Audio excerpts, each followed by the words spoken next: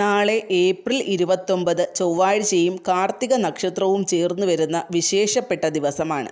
അതുകൊണ്ട് തന്നെ ശ്രീ സുബ്രഹ്മണ്യ സ്വാമിയെ ഭജിക്കുക വഴി സകലാഭീഷ്ടങ്ങളും സാധിക്കുന്നതാണ്. അതിനായി വൈകിട്ട് 6 മണി മുതൽ 9 മണിക്കകത്തുള്ള ഒരു സമയത്ത് ഒരു ബ്രാസ് പ്ലേറ്റിൽ 6 വെറ്റില അതിൻ്റെ തണ്ട് മുറിച്ച് മാറ്റിവെക്കുക. അത് ഈ ഇലകൾ ഒന്നിനു മുകളിൽ ഒന്നായി, അതായത് പൂവ് പോലെ വൃത്താകൃതിയിൽ വയ്ക്കുക. ഓരോ ഇലകളുടെ തുമ്പിലും മഞ്ഞളും കുങ്കുമവും ചേർത്ത് പൊട്ടിടുക. ശേഷം ഈ പൂവ് പോലുള്ള ഇലകളുടെ നടുക്ക് ഒരു മൺചിരാതിൽ നല്ലെണ്ണ ഒഴിച്ച് നേരത്തെ മുറിച്ചു മാറ്റിയ തണ്ടുകൾ, അതായത് 6 തണ്ടുകളും ഇട്ട് വിളക്ക് കത്തിച്ച് ഭഗവാന് മുന്നിൽ വയ്ക്കുക. ശേഷം ഭഗവാനോട് 15 മിനിറ്റ് നേരം അകമഴിഞ്ഞ് പ്രാർത്ഥിക്കുക. എന്ത് ആഗ്രഹമായാലും, അത് എന്ത് ന്യായമായ ആഗ്രഹമാണെങ്കിലും ഭഗവാൻ സാധിച്ചു തന്നിരിക്കും.